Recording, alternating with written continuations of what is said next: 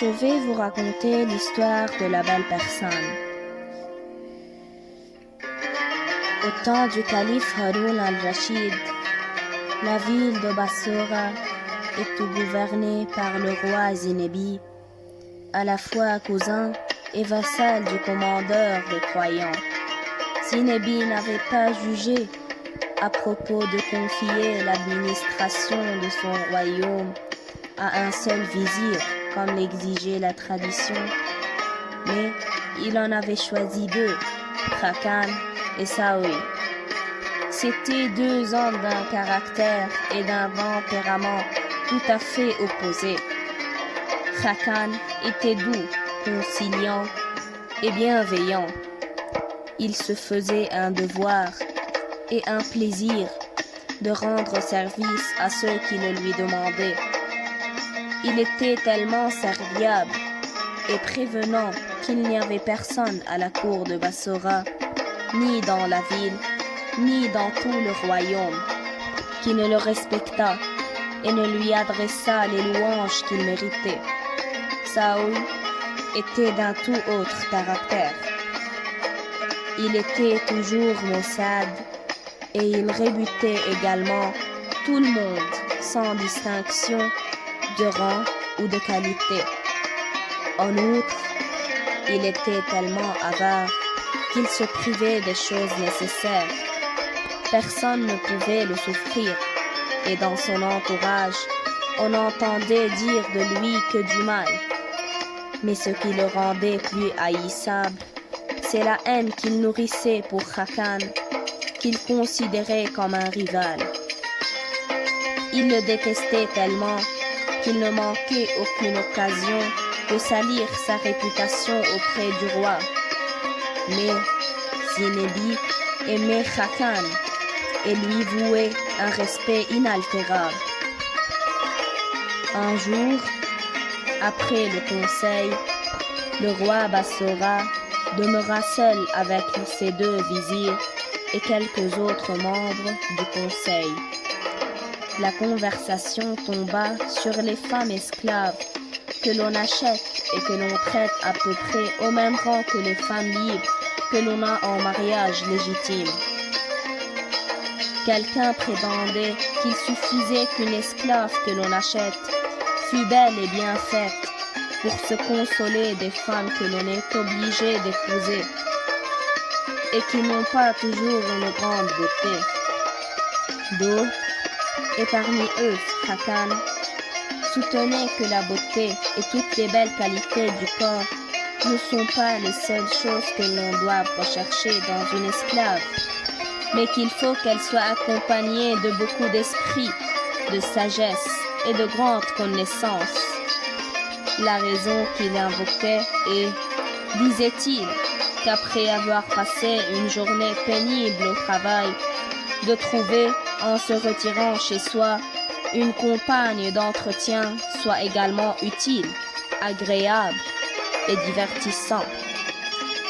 Zinebi se rangea du parti des derniers et il le fit connaître en ordonnant à Khakan de lui acheter une esclave qui fût paraître en beauté, qui eut toutes les belles qualités que l'on venait de dire et, sur toute chose, qu'elle fût très savante.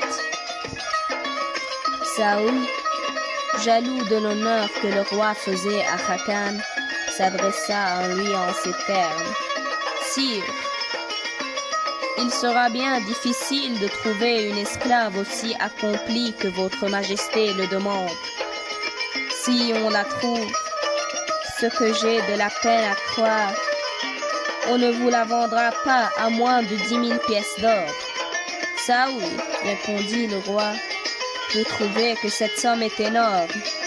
Elle l'est peut-être pour vous, mais elle ne l'est pas pour moi.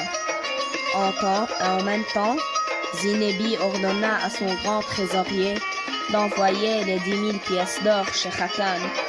De retour chez lui, Khakan fit appeler tous les courtiers qui s'occupaient de la vente des femmes et des filles esclaves et les chargea, dès qu'ils auraient trouvé une esclave telle qu'il la leur dépeignit, de venir l'avertir. des courtiers, alléchés par l'énorme gain que l'affaire leur rapporterait, lui promirent de tout mettre en œuvre pour lui retrouver l'esclave qu'il désirait. Il ne se passait guère de jours qu'on ne lui amena quelques-unes, mais il y trouvait toujours quelques défauts.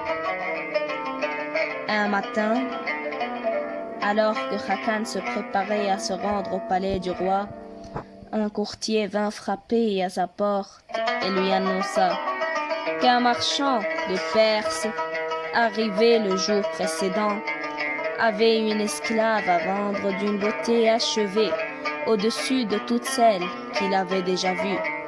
En ce qui concerne son esprit et ses connaissances, conclut le courtier, vous pouvez être sûr que vous ne trouverez pas une femme aussi savante au monde. Khacan, joyeux de cette nouvelle, lui dit de lui amener l'esclave à son retour du palais. Le courtier ne manqua pas de se trouver chez le vizir à l'heure marquée. Et Khacan trouva l'esclave plus belle qu'il ne s'y attendait, et si bien qu'il lui donna le nom de la belle Persane. Comme il avait infiniment d'esprit et qu'il était très savant, il ne tarda pas à se rendre compte par lui-même, par l'entretien qu'il eut avec elle, qu'il cherchait inutilement une autre esclave qui la surpassa en aucune des qualités que le roi demandait. Khacan fit compter 10 000 pièces d'or au courtier, et avant de se retirer, celui-ci lui dit « Seigneur, puisque l'esclave est destinée pour le roi, vous voudrez bien que j'aille l'honneur de vous dire qu'elle est extrêmement fatiguée du long voyage qu'elle fait pour arriver ici. Je vous conseille par conséquent de la garder chez vous une quinzaine de jours pour lui permettre de reprendre ses forces. » Khacan prit les conseils du courtier en considérant et résolut de les suivre. Il donna à la belle Persane un appartement bien meublé, tout près de celui de sa femme, qu'il pria de la traiter avec respect et comme une dame qui appartenait au roi. Il la pria aussi de lui faire confectionner plusieurs habits, les plus magnifiques qui lui seraient possibles, de faire et de choisir ceux qui lui conviendraient le mieux. Et avant de quitter la belle Persane, il lui dit « Votre bonheur ne peut être plus grand que celui que je viens de vous procurer. Sachez que c'est pour le roi que je vous ai acheté, et j'espère qu'il sera très satisfait de vous posséder. Quant à moi, je suis heureux de m'être acquitté d'une mission que je regardais comme impossible. Mais avant de vous quitter, je suis obligé de vous avertir que j'ai un fils encore jeune et empressé auprès des belles femmes. Je vous demande de bien vous garder de lui lorsqu'il s'approchera de vous. » La belle Persane lui promit de suivre cet avis et Khacan se retira.